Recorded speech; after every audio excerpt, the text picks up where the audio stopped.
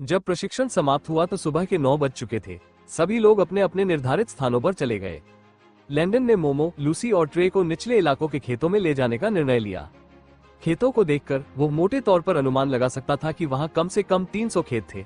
पूरा स्थान पृथ्वी पर स्थित औद्योगिक बागानों में से एक जैसा लग रहा था। उस जमीन पर 3 किसान थे। जब उन्होंने लैंडन को आते देखा तो वे दौड़कर उसके पास पहुंचे। शुभ दिन मेरे प्रभु, उन्होंने अपनी आवाज में डर के भाव के साथ उत्तर दिया। आप सभी का दिन शुभ हो। मुझे आश्चर्य है कि क्या आप लोग मुझे यहाँ की जमीन के बारे में बता सकते हैं? मुझे उम्मीद थी कि मैं आप सभी की मदद कर सकूंगा, लैंडन ने मुस्कुराते हुए कहा। महाराज, क्या हम पूछ सकते हैं कि आप कौन हैं? एक बुजुर्ग व्यक्ति ने पूछा। लैंडन को समझ आ गया कि यह आदमी झुंड का नेता लग रहा था। बात करते समय हर कोई उसके पीछे छिप गया। मैं बेमार्ट का नया राजा किंग लैंडन हूँ।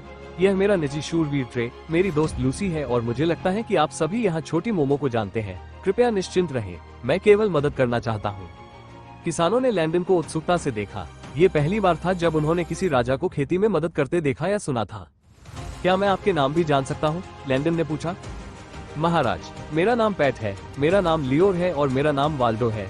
हम बेमार्ट में किसान हैं, पैट ने सभी का परिचय देते हुए कहा। पैट 42 साल का एक मजबूत आदमी था जिसके बाल गहरे काले और आंखें हल्के हरे रंग की थीं। दूसरी ओर 37 वर्षीय लियो के बाल सुनहरे और आंखें हल्के भूरे रंग की थीं और 36 वर्षीय वाल्डो के बाल काले और आंखें गहरे भूरे रंग की थीं। महाराज, हम इस जमीन पर 20 साल से ज्यादा समय से खेती कर रहे हैं। जमीन बहुत बंजर है, हमारी फसलों की वृद्धि रुक गई है और हमारी पैदावार भी कम है, पैट ने कहा। अपने मन में विचार करते हुए उन्होंने जाना कि समस्या को हल करने के लिए उन्हें मिट्टी के प्रकार का निर्धारण करना होगा। हम चिंता मत करो, कल तक मैं तुम्हें समस्या का समाधान बता दूंगा। कल सुबह इसी समय मुझसे मिलो, लैंडन ने उत्तर दिया। हाँ महाराज। हालांकि वे सहमत थे, लेकिन उन्हें वास्तव में विश्वास नहीं था कि उसके पास कोई समाधान है। आखिरकार वे अपनी पूरी जिंदगी खेती करते रहे थे, जबकि वो विलासिता में जी रहा था। उनके पिता इस जमीन पर खेती करते थे और अब वे भी खेती करते हैं। जब से उन्हें याद है, यह जमीन हमेशा बंजर रही है। उन्होंने खेती जारी रखने का फैसला किया क्योंकि उन्हें इससे जुड़ी हर चीज सचमुच पसंद थी। उन्हें लगा कि उन्होंने जो कुछ लगाया था वो जमीन से निकलकर बाहर आ गया है। हालांकि पैदावार ज्यादा नहीं थी, लेकिन उन्हें अपना पेशा करने में खुशी महसूस हुई। इसलिए जब महामहिम ने कहा कि वे उन्हें समाधान देंगे तो वे अचंभित रह गए और निश्चित रूप से उन्हें इस तथाकथित समाधान पर संदेह हुआ। उन्होंने इंतजार करके देखने का निर्णय लिया। लैंडन उन लोगों से दूर चला गया, मिट्टी पर थोड़ा पानी डाला और इंतजार करने लगा। उसने देखा कि पानी जल्दी ही निकल गया। यह एक अच्छा संकेत था। फिर उसने मुट्ठी भर मिट्टी ली और उसे धीरे से मुट्ठी में दबाया। मिट्टी चिकनी लग रही थी और कुछ समय तक अपना आकार बनाए रख सकती थी। अब तक तो सब ठीक है, उसने सोचा। इसके बाद लैंडन ने जमीन से 3 मुट्ठी मिट्टी ली और वापस महल में चला गया। महल में लैंडन ने एक सफेद जेड वाइन बेसिन में पानी भरा और उसमें मिट्टी डाल दी। फिर उसने इसे जोर से हिलाया जब तक कि मिट्टी के सारे गुच्छे घुल न गए। फिर उसने बेसिन को रात भर खिड़की के पास रखने का फैसला किया। वास्तव में पारदर्शी कांच के जार का उपयोग करना सबसे अच्छा होता, लेकिन दुर्भाग्य से कांच का आविष्कार तब तक नहीं हुआ था। उन्होंने तय किया कि भविष्य में वे किसानों और ग्रामीणों को खेती के बारे में सब कुछ सिखाएंगे। उन्होंने सोचा, ज्ञान ही शक्ति है। जितने अधिक लोग खेती के सही तरीकों को जानते हैं, बेमार्ट में फसल की पैदावार उतनी ही बेहतर होती है। सिस्टम, क्या आप मुझे मेरे स्टार्टर पैक से खेती की किताब की एक प्रति दे सकते हैं? मेजबान ने उत्तर दिया। नहीं, यदि मेजबान को प्रतिलिपि चाहिए तो उसे स्वयं ही इसे लिखना चाहिए, सिस्टम ने उत्तर दिया। क्या आपको एक सर्वशक्तिशाली और महान प्रौद्योगिकी प्रणाली नहीं माना जाता है? लैंडन ने बड़बड़ाते हुए कहा। ये वास्तव में इसलिए है क्योंकि सिस्टम बहुत शक्तिशाली और सशक्त है, इसलिए आपका अनुरोध अस्वीकार कर दिया गया। सिस्टम कोई फोटोकॉपी मशीन होस्ट नहीं है। लैंडन अवाक रह गया। उसने सोचा, ये कैसी बेशर्म व्यवस्था है। तो फिर आप मेरी मदद कैसे कर सकते हैं? होस्ट सिस्टम के स्पेस टाइम कैप्सूल का उपयोग कर सकता है। एक बार जब होस्ट कैप्सूल खा लेता है तो होस्ट को सिस्टम के स्पेस में ले जाया जाएगा। बाहरी दुनिया में 1 घंटा सिस्टम के स्पेस में 5 दिनों के बराबर है, सिस्टम ने भावहीनता से उत्तर दिया। लैंडन बहुत उत्साहित था। इससे वो कुछ ही घंटों में पूरी किताब लिख सकता था। सिस्टम, मैं अंतरिक्ष टाइम कैप्सूल का उपयोग करना चाहता हूँ, उसने उत्साह से कहा। होस्ट के पास अंतरिक्ष समय कैप्सूल का उपयोग करने के लिए पर्याप्त अनुभव, तकनीक या बोनस अंक नहीं है। लैंडन को समझ नहीं आ रहा था कि हंसे या रोए। तो फिर तुमने मुझे कैप्सूल के बारे में क्यों बताया? लैंडन ने पूछा, मानो वो चाहता हो कि वो इस बेवकूफ सिस्टम को खत्म कर दे। सिस्टम ने सोचा कि होस्ट को बताने का यह उचित समय है। लैंडन ने अपने माथे की मांसपेशियों को शांत करने की कोशिश में मालिश की। 1 कैप्सूल में कितना समय होता है और कैप्सूल का उपयोग करने से पहले मुझे कितने पॉइंट की आवश्यकता होगी? उत्तर देने वाला होस्ट, 1 कैप्सूल वास्तविक दुनिया में 1 घंटे के बराबर है। होस्ट को स्पेस कैप्सूल खरीदने के लिए होस्ट को इनमें से किसी भी पॉइंट की आवश्यकता होगी। 10 टेक्नोलॉजी पॉइंट, 5 अनुभव पॉइंट या 2 बोनस पॉइंट, सिस्टम ने उत्तर दिया। चूंकि इस समय मेरे पास कुछ भी नहीं है तो मैं क्या करूं? सिस्टम सुझाव देता है कि होस्ट कुछ आविष्कार करे ताकि बोनस अंक प्राप्त हो सके। लैंडन की आंखें चमक उठी। बस मैं एक ब्लैक बोर्ड बनाऊंगा, उसने सोचा। अगले दिन प्रशिक्षण के बाद वो अपने बिस्तर के पास वाली खिड़की के पास गया और बेसिन में रखी सामग्री का अवलोकन किया। उन्होंने एक चम्मच लिया और ध्यान से जांच की कि मिट्टी में कोई परत तो नहीं है। सबसे नीचे रेत थी, बीच की परत में गाद थी और सबसे ऊपर की परत में मिट्टी थी। ये दोमट मिट्टी थी। ये खेती के लिए एकदम सही मिट्टी थी। ये रेत, गाद और मिट्टी का मिश्रण थी। अगर समस्या मिट्टी में नहीं थी तो इसका सिर्फ एक ही कारण हो सकता है, पोषक तत्वों और कार्बनिक पदार्थों की कमी। लैंडन ने बेसिन में देखा तो उसे एहसास हुआ कि पानी का अवशेष साफ रंग का था और ऊपर बहुत ज्यादा कार्बनिक तलछट तैरते हुए नहीं दिख रहे थे। यह एक बुरा संकेत था। आमतौर पर समृद्ध मिट्टी से मटमैले रंग का पानी निकलता है जिसके चारों ओर बहुत सारी कार्बनिक तलछट तैरती रहती है। समाधान सरल है, मिट्टी को खाद की जरूरत है। वास्तव में ये समस्या दशकों पहले ही हल हो गई होती यदि इस महाद्वीप के लोगों को पता होता कि खाद क्या होती है। सबसे महत्वपूर्ण बात ये जानना है कि मिट्टी जीवित है। मिट्टी में जीवों की जितनी प्रजातियां हैं उससे कहीं ज्यादा प्रजातियां जमीन के ऊपर हैं। ये जीव मिट्टी के खनिजों और कार्बनिक पदार्थों को पौधों के लिए जरूरी विटामिन और हार्मोन में बदल देते हैं। तो 1 दशक से भी ज्यादा समय से ये लोग मिट्टी को भूखा मार रहे हैं। जाहिर है कि ये जीव या तो मर जाएंगे या फिर चले जाएंगे। यह इतना आसान है, मिट्टी को भी खाने की जरूरत होती है। दरअसल बेमाड ही एकमात्र ऐसी जगह नहीं थी जहां जमीन बंजर बताई गई थी। ऐसे कई छोटे शहर हैं जहां ये समस्या है। बेमाड इसलिए प्रसिद्ध था क्योंकि यह साम्राज्य का तीसरा सबसे बड़ा शहर था। 40 से ज्यादा सालों तक ये बंजर रहा था। उन्हें जो रिपोर्ट मिली उसके अनुसार लोगों ने दावा किया कि एक दिन जमीन बंजर हो गई। कुछ लोगों ने तो ये भी कहा कि यह एक शापित योजना थी। बेशक लैंडन उन सभी कहानियों पर विश्वास नहीं करता था। यह निश्चित रूप से रातों रात नहीं हुआ। सभी ने इस जगह को छोड़ दिया क्योंकि यह साम्राज्य के लिए बेकार समझा गया था। जैसा कि कहावत है, आप जितने बड़े होंगे आपका पतन उतना ही कठिन होगा। बेमाड का आकार पृथ्वी पर स्थित टोक्यो जापान के बराबर था। कल्पना कीजिए कि अगर पूरा टोक्यो बंजर भूमि में बदल जाए और वहां भोजन भी न हो, बेशक ये सुर्खियां बनेगी। लैंडन फसल चक्र भी अपनाना चाहते थे। ऐसा करने से निश्चित रूप से मिट्टी की उर्वरता, पोषक तत्व और फसल की पैदावार बढ़ेगी। फसल चक्र अपनाने से तनावपूर्ण खरपतवार और मृदा प्रदूषण में भी कमी आएगी। यह मृदा संरचना को बनाए रखने के लिए एक अच्छी विधि थी। समाधान के बारे में सोचकर वो बहुत सारे बैग और बाल्टियां लेकर मोमो, लूसी, टेरी और 3 अन्य शूरवीरों के साथ पुनः निकल पड़ा। निचले क्षेत्र की ओर जाते समय वे अस्तबल में रुकते थे और पशुओं का मलमूत्र एकत्र करते थे तथा फिर कुओं से पानी लाते थे। उन्होंने ढेर सारी काय, घास और मृत पेड़ों की खालें भी एकत्र की और उन्हें थैलों में भर लिया। साथ ही उन्होंने फेंके गए फल, सब्जियां और सब्जियों के छिलके भी पकाए। बेमाड का निचला क्षेत्र सब कुछ एक साथ मिलाए और मिट्टी पर डाल दे, लैंडन ने कहा। सब लोग उसे ऐसे देख रहे थे जैसे वो पागल हो। क्या ऐसा करने से मिट्टी सड़ नहीं जाएगी, उन्होंने सोचा। यद्यपि वे ऐसा सोच रहे थे फिर भी उन्होंने वैसा ही किया। खेत की क्यारियों में पानी भरते रहे। याद रखें कि पानी बहुत अधिक न भर जाए, ऐसा करने से मिट्टी सख्त हो जाएगी। उन्होंने तुरंत वही किया जो उसने कहा था। अब हम इंतजार करते हैं। अगले कुछ दिनों में आप सभी को अभी की गई प्रक्रिया का पालन करना होगा। जब आपको प्रक्रिया मिल जाए तो आकर मुझसे मिले, लैंडन ने कहा। सभी ने सिर हिलाया क्योंकि वे भी इस छोटे से प्रयोग के परिणाम जानने के लिए उत्सुक थे। जब सब कुछ हो गया तो लैंडन ने ब्लैकबोर्ड के लिए एक बढ़ई ढूंढने का फैसला किया। चूंकि फसलों को ठीक होने में समय लगेगा, इसलिए उन्होंने इस बीच एक स्कूल खोलने का निर्णय लिया।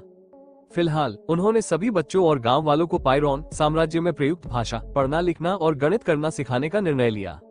उन्होंने पहले ही तय कर लिया था कि वे लूसी को पायरोन पढ़ाने में सहायता करने के लिए कहेंगे, जबकि किम और वे स्वयं गणित पढ़ाएंगे। यद्यपि दोनों महिलाएं बुनियादी जोड़ घटाना जानती थीं, लेकिन गुणा भाग करना उनके लिए कठिन था। इसलिए उसने गणित को 2 भागों में विभाजित करने का निर्णय लिया। गणित 1 जोड़ और घटाव और गणित 2 गुणा और भाग। किम गणित 1 करेगा और वो गणित 2। बेशक दोनों गणित की कक्षाएं संख्याओं की बुनियादी समझ से शुरू होंगी। उन्हें ये सुनिश्चित करना होगा कि ग्रामीणों को गिनती करना आता हो, इससे पहले कि वे जोड़ या गुणा करना शुरू करें। उन्होंने अब से हर रात दोनों महिलाओं को गणित पढ़ाने की योजना भी बनाई। उन्हें उम्मीद थी कि उनमें से कोई एक जल्द ही दूसरे गणित शिक्षक के रूप में उनकी जिम्मेदारी संभाल लेगी। मध्य क्षेत्र में बहुत कम संख्या में पढ़े लिखे लोग रहते थे। रिपोर्टों से उसे पता चला कि वहाँ कुछ अल्केमिस्ट, वेल्डर वगैरह भी पढ़े लिखे थे। इन लोगों को ढूंढने और दूसरों को सिखाने में उनका इस्तेमाल करना एक अच्छा विचार होगा। आखिरकार वो सब कुछ नहीं सिखा सकता। उन्होंने पृथ्वी पर प्रचलित उसी स्कूली शिक्षा प्रणाली का अनुसरण करने का निर्णय लिया। चाहे गांव के लोग कितने भी बूढ़े या युवा हो जो साक्षर नहीं थे, वे किंडरगार्टन से ही पढ़ाई शुरू करते थे। उन्हें पढ़ना, लिखना, संख्याओं को जोड़ना आदि सीखना था। जैसा कि कहावत है, स्कूल जाने के लिए आपकी उम्र कभी भी बहुत ज्यादा नहीं होती। दरअसल लैंडन को याद आया कि अपने विश्वविद्यालय के दिनों में एक 50 वर्षीय व्यक्ति उसके साथ कक्षा में था।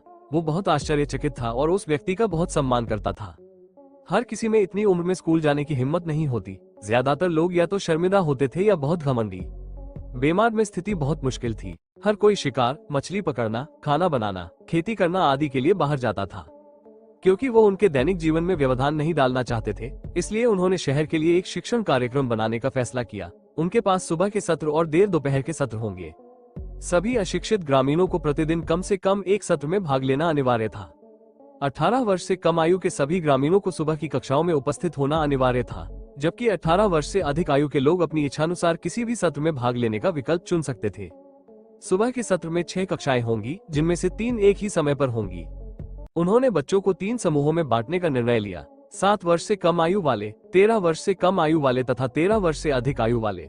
लूसी 7 वर्ष से कम आयु वालों को पायरोन पढ़ाती थी। किम 13 वर्ष से कम आयु वालों को गणित 1 पढ़ाता था, जबकि वो उसी समय 13 वर्ष से अधिक आयु वालों को गणित 2 पढ़ाता था। एक बार उनकी कक्षाएं समाप्त हो जाती तो वे अगले समूह के बच्चों को ले लेते। लैंडन ने ये सब बातें सोची जब वो एक बढ़ई की तलाश में मध्य क्षेत्र की ओर जा रहा था। व्हाइटवुड शहर, व्हाइटवुड महल की दीवारों के पास खड़े होकर एक स्टिलहाउट को शहर की ओर देखते हुए देखा जा सकता था। उस आदमी के बाल काले थे और चेहरे पर अति आत्मविश्वास भरी मुस्कान थी। हालांकि उसकी स्याह काली आंखों में छिपी चिंता की झलक भी देखी जा सकती थी। एली बार्न ने अपने सबसे भरोसेमंद योद्धा जारियस को अपने सामने आधे घुटनों के बल बैठे हुए देखा और पूछा। जब जारियस पहले आया तो उसने सलाम करते हुए एली को एक पत्र दिया। एली ने पत्र खोले बिना ही पूछा, क्या ये हो गया? निश्चिंत रहे महाराज, हमने ये सुनिश्चित कर लिया है कि राजधानी छोड़ने से पहले महामहिम लैंडन को नालेट विस्प जहर दे दिया गया है। जैरियस ने उत्तर दिया, बहुत बढ़िया। मेरे भाई को मरने में कितना समय लगेगा? महाराज, ये जहर धीरे धीरे जानलेवा है। इस जहर का कोई इलाज नहीं है। यह उसे 5 महीने में मार देगा। तब तक महामहिम लैंडन की मौत के लिए कोई भी महामहिम पर संदेह नहीं करेगा। महाराज, मैंने कोई सबूत नहीं छोड़ा है। हा हा हा हा हा हा। अच्छा जीरियस, तुमने अच्छा किया। मेरा वो बेवकूफ भाई मेरे शाही परिवार के लिए कलंक है।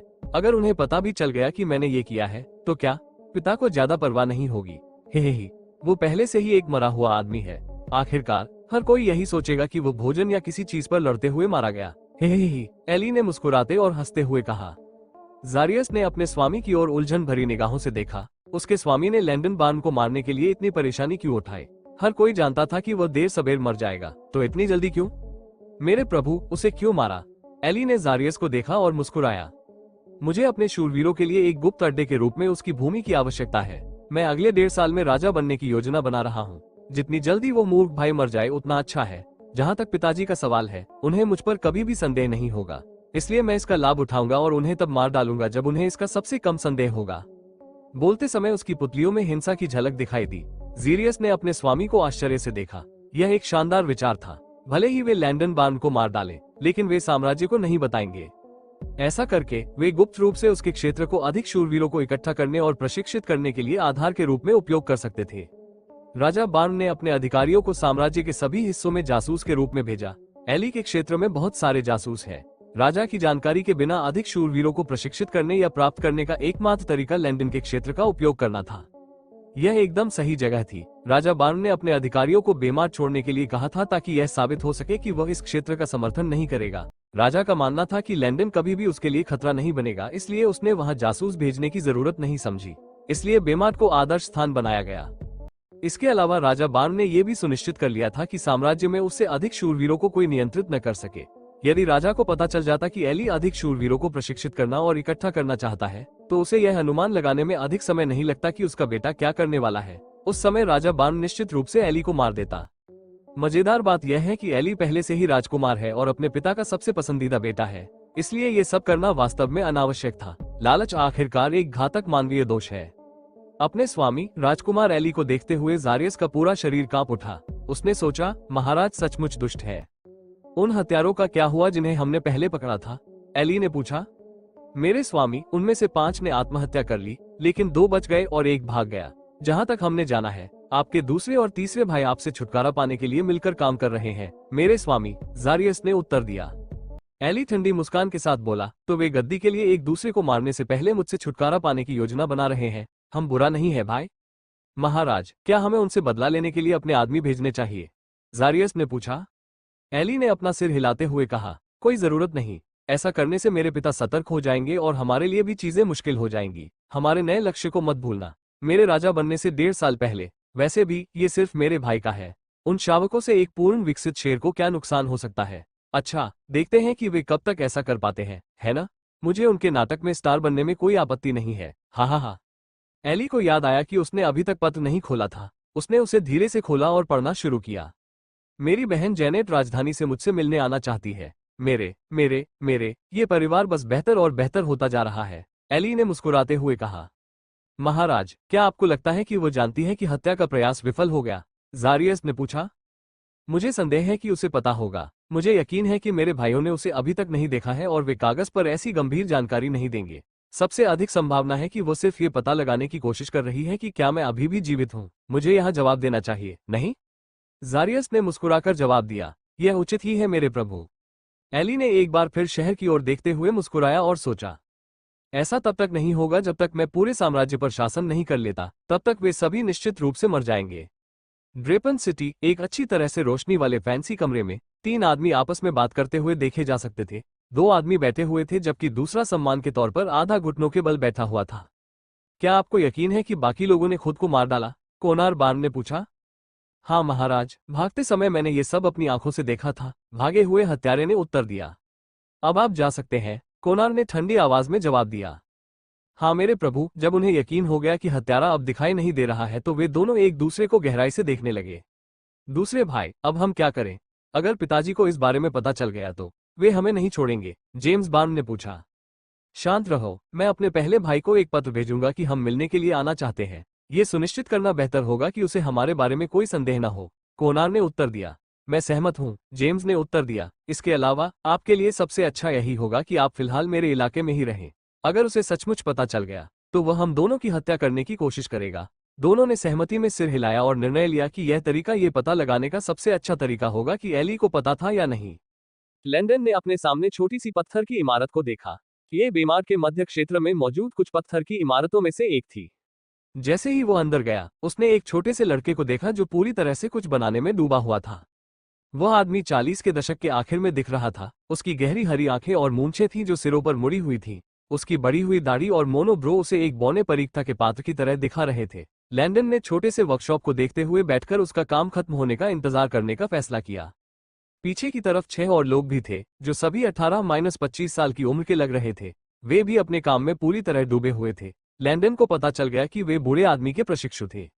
जब वो आदमी अपना काम पूरा कर चुका तो उसने ऊपर देखा और ये देखकर चौंक गया कि कोई नीचे बैठा उसका इंतजार कर रहा था।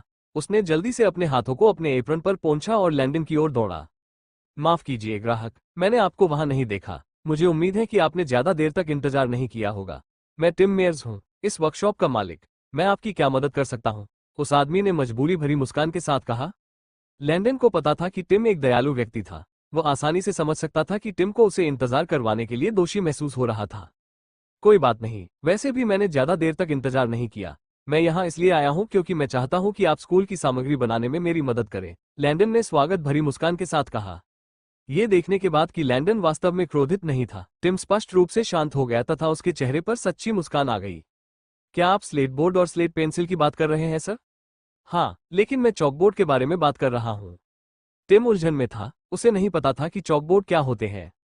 इस युग में स्कूली बच्चे बिना कागज बर्बाद किए हस्तलेखन और अंकगणित का अभ्यास करने के लिए स्लेट बोर्ड का इस्तेमाल करते थे। स्लेट बोर्ड स्लेट पत्थर से बनाए जाते थे। बोर्ड धरती पर लैपटॉप के आकार के लगभग होते थे। वे पोर्टेबल, उपयोग करने योग्य और डिस्पोजेबल थे। चूंकि इस युग में कागज बहुत महंगा था, इसलिए स्लेट पत्थरों पर लिखना अधिक उचित था। स्लेट पेंसिलों के मामले में लैंडन को वास्तव में उनकी जरूरत नहीं थी, बल्कि उन्होंने चाक का इस्तेमाल करने की योजना बनाई थी। स्लेट पेंसिलें स्लेट पत्थर के नरम टुकड़ों से बनाई जाती थीं। स्लेट पेंसिल हमेशा बोर्ड पर खरोंच के निशान छोड़ती थी और जब वे इस्तेमाल की जाती थी तो उनकी आवाज बहुत भयानक होती थी। ऐसा लगता था जैसे चाकबोर्ड पर कीलें खड़खड़ा रही हों। असल में लैंडन को लगा कि यह आवाज हॉरर फिल्मों में आने वाली चीखों जैसी ही थी। इसके अलावा जब स्लेट पेंसिल का इस्तेमाल किया जाता था तो बोर्ड को थोड़े समय के बाद फेंकना पड़ता था। यहीं पर स्लेट पेंसिल की तुलना में चाक का फायदा है। बोर्ड को नष्ट किए बिना चाक का आसानी से इस्तेमाल किया जा सकता है।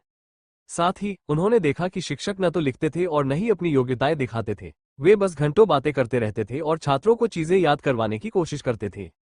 स्लेट पत्थरों को केवल छोटे टुकड़ों में काटा जा सकता था, इसलिए बहुत बड़ा स्लेट बोर्ड बनाना लगभग असंभव था। इसलिए वो वास्तव में शिक्षकों की शिक्षण विधियों के लिए उन्हें दोष नहीं दे सकता था, क्योंकि उनके पास चॉकबोर्ड, जिसे ब्लैक बोर्ड भी कहा जाता है, जैसा कुछ नहीं था। बेशक भविष्य में लैंडन जानता था कि वो विश्वविद्यालयों में आमतौर पर इस्तेमाल किए जाने वाले लोकप्रिय व्हाइट बोर्ड में अपग्रेड करेगा। लैंडन ने भ्रमित टिम को देखा और मुस्कुराया, चिंता मत करो, मैं तुम्हें बता दूंगा कि इन्हें कैसे बनाया जाता है। जैसे ही टिम ने लैंडन की बात सुनी, उसने तुरंत सिर हिलाया और आश्वस्त महसूस किया। आपको कितने की आवश्यकता होगी सर? मुझे 60 चॉकबोर्ड और 2000 स्लेट बोर्ड की आवश्यकता होगी। लैंडन ने प्रत्येक कक्षा में कम से कम 3 चॉकबोर्ड लगाने की योजना बनाई, जैसा कि उनके विश्वविद्यालय ने किया था। टिम अपने इस ग्राहक के बारे में काफी उत्सुक था। उसके कपड़ों से लगता है कि वो कोई शूरवीर होगा। तो एक शूरवीर को इन सब की क्या जरूरत होगी? माफ कीजिए सर, लेकिन आप कौन हैं? टिम ने जिज्ञासा से पूछा। मेरी शिष्टता को क्षमा करें, मैं आपका बेमार्ट का नया राजा हूँ, किंग लैंडन। मैं बेमार्ट को जीवन के सभी पहलुओं में विकसित करने की योजना बना रहा हूँ। मैं चाहता हूँ कि मेरे सभी लोग शिक्षित हों। इसके लिए मुझे आपकी सहायता की आवश्यकता होगी। टिम चौंक गया। क्या सभी रईसों को घमंडी नहीं होना चाहिए? उसके सामने खड़ा युवक बुद्धिमान और बहुत विनम्र था। लैंडन ने पूरा दिन ये समझाने में बिताया कि उसे चॉकबोर्ड कैसा चाहिए और इसके लिए कौन सी सामग्री का उपयोग करना होगा। अंत में वे सभी उत्पादों के लिए एक मूल्य सीमा लेकर आए। प्रत्येक स्लेट बोर्ड की कीमत 7 तांबे के सिक्के और एक चॉकबोर्ड की कीमत 4 चांदी के सिक्के होगी। लैंडन ने सोचा कि ये काफी उचित मूल्य सीमाएं हैं। ये भी निष्कर्ष निकाला गया कि अब से 1 महीने बाद सभी बोर्ड उपलब्ध होंगे। चॉकबोर्ड, पेंट और वास्तविक चाक के लिए उन्हें गुफाओं में मौजूद खनिज अयस्कों की आवश्यकता थी। अगले दिन उन्होंने 300 लोगों को इकट्ठा किया और लॉक विगिंस को अयस्कों की खुदाई, पेंट बनाने और चॉकबोर्ड बनाने के लिए पर्यवेक्षक नियुक्त किया। वो प्रत्येक कर्मचारी को 400 तांबे के सिक्के देने के लिए सहमत हो गया, जबकि चीफ विगिंस को हर महीने 600 तांबे के सिक्के मिलेंगे। उन्होंने सभी कर्मचारियों के लिए लंच ब्रेक के दौरान भोजन की भी व्यवस्था की, जो उनके वेतन से काटा जाएगा। भोजन की एक प्लेट की कीमत 5 तांबे के सिक्के होगी, इसलिए उन्हें वास्तव में कोई आपत्ति नहीं थी। 1 सप्ताह बीत गया और लैंडन को एहसास हुआ कि उन्होंने काफी अयस्क एकत्र कर लिया है। अब समय आ गया था कि चीफ विगिंस को चॉकबोर्ड, पेंट और चाक बनाने का तरीका दिखाया जाए। 300 लोगों के समूह में से 20 लोगों को ब्लैकबोर्ड पेंट बनाने के लिए चुना गया, जबकि 80 लोगों को चाक बनाने के लिए चुना गया। चीफ विगिंस ने अपने अधीन 3 नए सुपरवाइजर भी नियुक्त किए। हिल वर्नो अयस्क निष्कर्षण की देखरेख करेंगे, चार्ल्स मोपे पेंट निर्माण की देखरेख करेंगे और जेवन स्टर्न चाक बनाने की देखरेख करेंगे। बेशक चीफ विगिंस सब कुछ की देखरेख करेंगे। उनके वेतन को भी 500 तांबे के सिक्कों तक बढ़ा दिया गया था। निचले क्षेत्रों में जिस आखिरी एस्टेट में लैंडन पिछली बार गए थे, उसे साफ कर दिया गया था और उसका उपयोग सभी अयस्कों के भंडारण की सुविधा और चाक और पेंट दोनों के विनिर्माण उद्योग के रूप में किया गया था। अयस्कों को उनके प्रकार के अनुसार अलग अलग भवनों में रखा जाता था और जमा की गई मात्रा को प्रतिदिन के अंत में दर्ज किया जाता था। लैंडन ने किसी भी अप्रत्याशित घटना की स्थिति में श्रमिकों की सुरक्षा के लिए 5 रसोइये और 30 शूरवीरों को भी नियुक्त किया। जब चॉकबोर्ड पेंट का पहला बैच तैयार हो गया, तो लैंडन ने उसे टिम मेयर्स को भेज दिया। साथ ही चॉक का एक नमूना भी भेजा। लैंडन को पता था कि इस चाक का इस्तेमाल शिक्षक और बच्चे दोनों ही करेंगे। अभी के लिए उसने तय किया कि चाक मुफ्त होना चाहिए, लेकिन जैसे ही अर्थव्यवस्था में सुधार आएगा, वो 10 तांबे के सिक्कों के बदले 12 पीस बेच देगा। समय बहुत तेजी से बीत गया और इससे पहले कि वह जान पाता, महीने का आखिरी सप्ताह आ गया। जब लैंडन बेमार्ट के ऊपरी क्षेत्र से निकलने ही वाला था, उसने वाल्डो को अपनी ओर दौड़ते हुए देखा। महाराज, पौधों में फल आ गए हैं।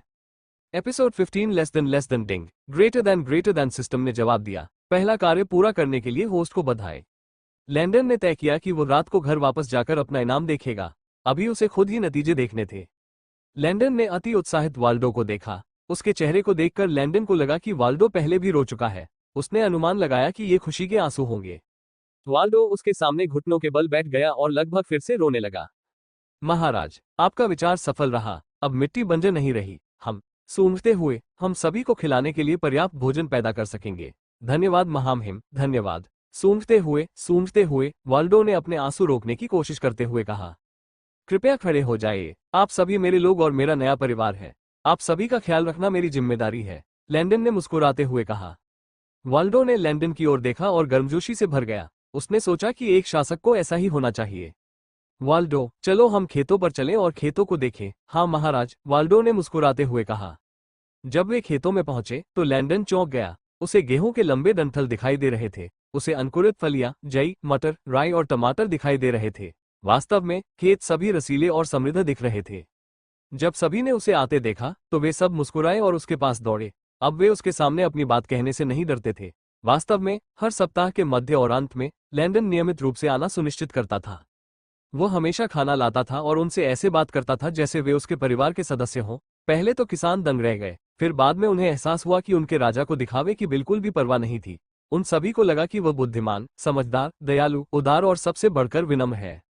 महाराज, सभी ने उनका अभिवादन किया और उनकी ओर ऐसे देखा जैसे वे किसी भगवान को देख रहे हों। आप सब कैसे हैं? मैंने सुना है कि इस बार खेत से बहुत सारी अच्छी चीजें आई हैं। आप सभी को ध्यान रखना चाहिए कि आप खुद पर ज्यादा काम न करें। आखिरकार अपने स्वास्थ्य का ख्याल रखना सबसे महत्वपूर्ण बात है, लैंडन ने मुस्कुराते हुए कहा। वे सब भी मुस्कुराए और लियोरे आगे बढ़ गया। मेरे राजा, आपके तरीके अद्भुत थे। मुझे ऐसा लग रहा है जैसे मैं एक बच्चा हूं जो पहली बार खेती सीख रहा हूं, लियोरे ने उत्साह से कहा। उनके उत्साहित चेहरों को देखकर लैंडन हंस पड़ा। चिंता मत करो, भविष्य में मैं तुम्हें खेती से जुड़ी हर चीज सिखाऊंगा, लेकिन अभी के लिए हमें यहाँ कम से कम 250 और लोगों की जरूरत है। हम लिंग के आधार पर लोगों को काम पर रखेंगे। बेशक 15 साल से कम उम्र के बच्चों और 38 साल से ज्यादा उम्र के लोगों को सामान धोने या बांटने की अनुमति नहीं होगी। वे सिर्फ स्वास्थ्य और सुरक्षा कारणों से खेतों में काम कर सकते हैं। सभी ने सहमति में सिर हिलाया। आखिरकार बुजुर्गों या बहुत छोटे लड़कों या लड़कियों के लिए भोजन के उन भारी बैगों को उठाना मुश्किल होगा। इस खाद्य उद्योग में लियोर को सभी कृषि गतिविधियों का पर्यवेक्षक बनाया जाएगा। पैट ये देखेगा कि कर्मचारी कैसे पौधे लगाते हैं और मिट्टी की देखभाल करते हैं, जबकि वाल्डो ये देखेगा कि हम कितनी उपज बनाते हैं और माल का भंडारण कैसे करते हैं। पैट 150 लोगों का प्रभारी होगा, जबकि वाल्डो 100 लोगों का काम संभालेगा। फिर उन सभी ने सोचा कि यह उचित था। दिन के अंत में सभी सामानों का भंडारण खेतों के बाईं और दूसरे एस्टेट में रखा जाना है और मात्रा दर्ज की जानी है। इसके अलावा वाल्डो, ये तुम्हारा काम होगा कि तुम सामानों को केंद्रीय क्षेत्र के स्थानीय स्टोरों में वितरित करो। हम सभी खाद्य पदार्थों के लिए उचित मूल्य निर्धारित करेंगे ताकि हर कोई उन्हें खरीद सके। 10 वैगनों को कृषि उद्योग को सौंपा जाएगा। उपज को एस्टेट और केंद्रीय क्षेत्र के स्टोरों में भेजने के लिए वैगनों का उपयोग करें। हाँ मेरे राजा, वाल्डो ने गर्व से उत्तर दिया। आप सभी और खेतों की सुरक्षा के लिए 5 रसोइये और 20 गार्ड भी तैनात किए जाएंगे। आप सभी को एस्टेट में ही लंच ब्रेक भी मिलेगा। वे सभी इस बात से खुश थे कि कम से कम उन्हें भोजन पाने के लिए पास में एक जगह तो मिल गई। किसी को यह जानना जरूरी था कि खेतों और बेमाट के केंद्रीय क्षेत्र के बीच काफी दूरी थी। अंत में हर महीने के अंत में सभी को लियो से वेतन मिलेगा। सभी कर्मचारियों को 400 तांबे के सिक्के मिलेंगे, पर्यवेक्षकों को 500 तांबे के सिक्के मिलेंगे और ओवसिया को 600 तांबे के सिक्के मिलेंगे। बेशक आपके भोजन का भुगतान आपके वेतन से किया जाएगा। इसकी कीमत एक प्लेट के लिए 5 तांबे के सिक्के होगी। एक बार फिर वे सचमुच चौंक गए। साम्राज्य के सभी किसानों को प्रति माह मात्र 250 तांबे के सिक्के दिए जाते थे, लेकिन महामहिम ने उन्हें इससे कहीं ज्यादा दिया। वे खुशी से झूम रहे थे और वास्तव में उनके प्रति कृतज्ञ महसूस कर रहे थे। उन्होंने अपने दिल में कसम खाई कि वे दोगुनी मेहनत करेंगे और अपने नए जीवन का भरपूर आनंद लेंगे। पिछले कुछ हफ्तों से वे कुछ खनिकों को ये कहते हुए सुन रहे हैं कि वे महामहिम के कितने आभारी हैं। उन्होंने उन्हें भोजन, नौकरी दी और उन्हें सुरक्षित और देखभाल का एहसास कराया। उन्हें ऐसा महसूस हुआ कि वे एक बार फिर अपना सिर ऊंचा कर लेंगे। तो क्या हुआ अगर साम्राज्य में उसे कोई तरजीह नहीं मिली? वो सभी के प्रति दयालु और बहुत भरोसेमंद था। वास्तव में कुछ लोगों ने तो ये भी सोचा कि लैंडन ईश्वर का पुनर्जन्म था, जिसे बेमाट के विकास में मदद करने के लिए भेजा गया था। लैंडन ने उनके खुश चेहरों को देखा और मुस्कुराया। अब मैं आप सभी को उस एस्टेट की सैर कराऊंगा जो भविष्य के खाद्य उद्योग का प्रतिनिधित्व करेगा। जब वे दूसरे एस्टेट पर पहुंचे तो लैंडन ने उन्हें एस्टेट दिखाया और बताया कि इसका उपयोग किस प्रकार किया जाएगा। उसने उन्हें अपनी भविष्य की योजनाओं के बारे में बताया ताकि वे जान सके कि वे जल्द ही दूसरों के साथ संपत्ति साझा करने जा रहे हैं। हालांकि वे उसकी आधी योजनाएं नहीं समझ पाए, लेकिन वे उस पर विश्वास करते थे, इसलिए उन्हें दूसरों के साथ साझा करने में कोई आपत्ति नहीं थी। यह एक ऐसा व्यक्ति था जिसने बंजर मिट्टी की समस्या को ऐसे हल किया जैसे कि यह कुछ भी नहीं था। वे इससे ज्यादा क्या कह सकते थे? वो ये सुनिश्चित करने के लिए कड़ी मेहनत कर रहा था कि उनके पेट में भोजन रहे। लैंडन ने मछली पकड़ने, डिब्बाबंद खाद्य पदार्थों के उत्पादन आदि के लिए एक खंड बनाने की योजना बनाई थी, लेकिन ये भविष्य में होगा, इसलिए उन्हें ये समझने की जरूरत थी कि वे इस संपत्ति को दूसरों के साथ साझा करते हैं। उन्होंने कृषि विभाग को कुछ इमारतें आवंटित की और उन्हें भोजन के प्रकार के आधार पर अलग अलग कमरों में खाद्य पदार्थ संग्रहित करने के लिए कहा। उन्होंने उन्हें वे सभी बीज भी दिखाए जो उन्हें मूल रूप से एस्टेट में मिले थे और उनसे कुछ और फसलें लगाने के लिए कहा। उन्हें बाद में अन्य एस्टेट में मिले बाकी बीजों को यहाँ लाने की आवश्यकता होगी, उसने सोचा। लियोरे ने सहमति व्यक्त की थी कि 3 दिन के भीतर वो कृषि उद्योग में काम करने के लिए 250 लोगों को इकट्ठा कर लेगा। लैंडन केवल इंतजार कर सकता था।